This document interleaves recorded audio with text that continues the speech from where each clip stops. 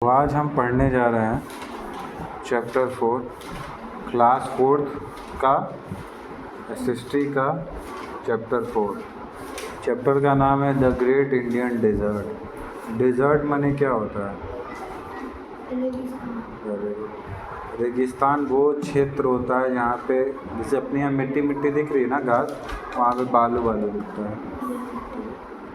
ये एक सूखा जगह होता है, बहुत बड़ा क्षेत्र होता है और भारत के नॉर्थ वेस्टर्न एरिया में होता है। आप लोग यहाँ पे देखिए मैप में दिया है ना, नॉर्थ का हिस्सा, नॉर्थ के हिस्से के लेफ़्ट साइड जो पीले कलर का इंडिकेट हुआ है वो वेस्ट पड़ेगा। तो नॉर्थ वेस्ट डायरेक्शन में ये चीज़ें हैं। इसको वेस्टर्न डिज़र्ट भी कहते हैं और थार डेजर्ट भी कहते हैं। यहाँ पे टेम्परेचर बहुत गर्म रहता है, बहुत सूखा रहता है और बालुई एरिया रहता है, बालुई क्षेत्र रहता है। ठीक है। अब क्या होता है, कई बार आप एक शब्द सुनेंगे सैंड ड्यून्स। ये देखो यहाँ फैक्ट में दिया है ना सैंड ड्यून्स, उसको नीचे अंडरलाइन करो।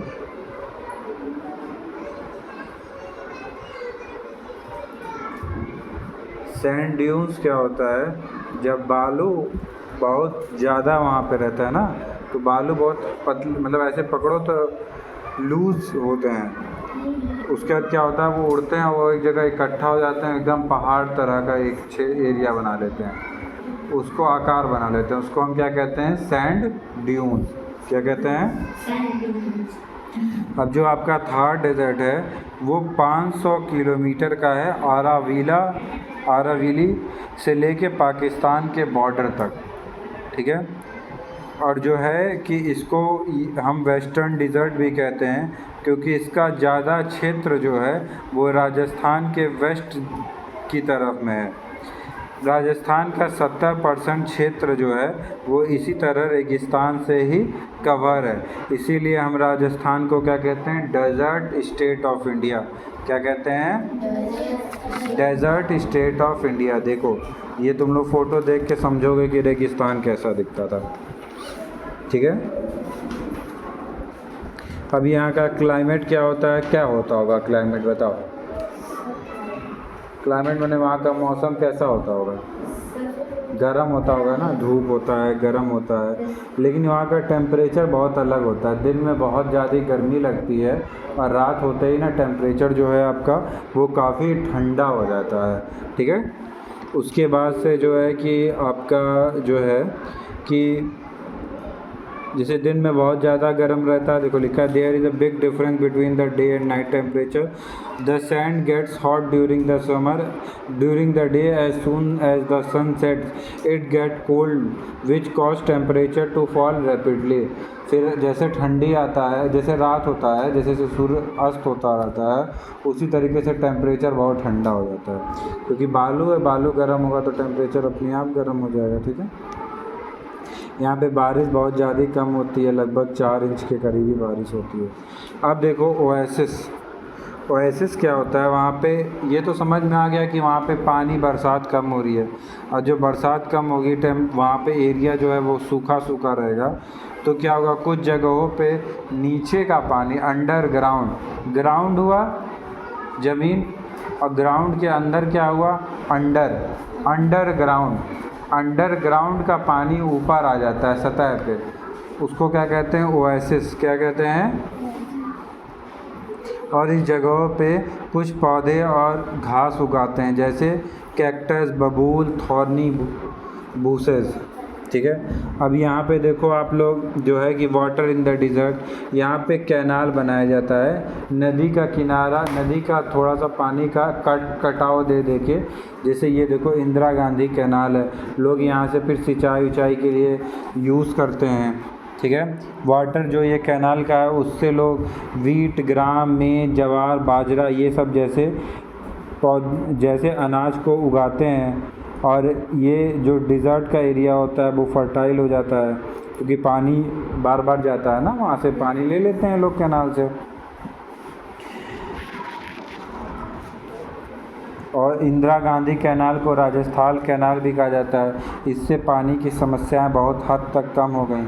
अब क्या होता है, लिविंग ऑफ द पीपल, वहाँ के लोग क्या करते हैं क्योंकि जैसा कि आपको पता है कि यहाँ पे पानी की कमी है और रेनफॉल बरसात भी कम होती है, तो यहाँ के लोग जो होता है जो ओएसिस इस वाले क्षेत्र में जहाँ पे अंडरग्राउंड वाटर ऊपर आ जाता है, वहाँ के लोग तो खेती कर लेते हैं, लेकिन बाकी लोग क्या करते हैं, भेड़ बकरी चराते हैं, भेड़ से वो ऊन ले लेते हैं, बकरियों का दूध, कैमल्स, वहाँ पे जो क्या करता है, ऊँट लोग बहुत पालते हैं, क्योंकि ऊँट एक बार में पानी खूब सारा पी लेता है और फिर लंबे समय तक उसको स्टोर किया रहता है, और बाकी जो ऊँट रहता है वो गर्म टेम्परेचर में रेगिस्तान वगैरह में ईज़िली चल लेता है। यहाँ पे कई सारे मिनरल्स भी पाए जाते हैं, जैसे कॉपर, सिल्वर, लाइमस्टोन, ठीक है।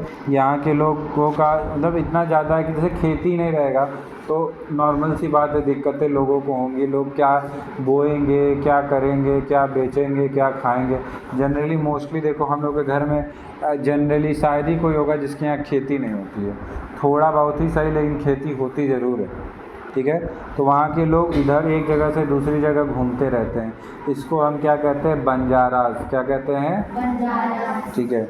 जो एक जगह से दूसरी जगह घूमते रहते हैं, वो क्या करते हैं, वो कैमल के झुंड के साथ घूमते हैं, जिसको हम कैरावान कहते हैं। क्या कहते हैं, देखो आप लोग नेक्स्ट पेज पलटो, देखो जैसे अपने यहाँ बुलक कार्ट होता है ना, बैल की सवारी करते हैं, हॉर्स कार्ट होता है, उस तरह वहाँ पे कैमल कार्ट होता है। आप अपने गोरखपुर में भी नौका विहार साइड जाएंगे तो वहाँ पे देखो तुम लोग जाके ऊँट की सवारी कर सकते हो, ठीक है।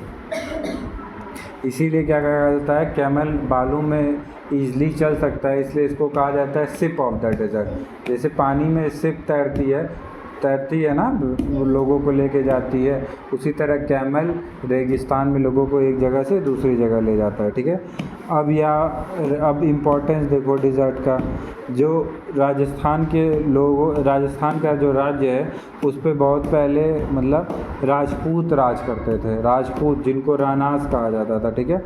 ये लोग बहुत सारे किले बनवाए, किले को क्या कहते हैं इंग्लिश में, फोर्ट्स, FORTS, क्या कहते हैं, फोर्ट्स।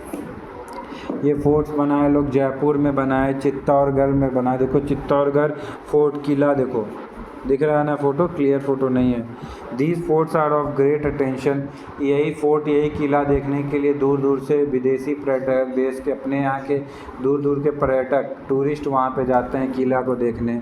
जैसे हम भी कश्मीर गए थे तो वहाँ पे किला देखने गए थे, ठीक है।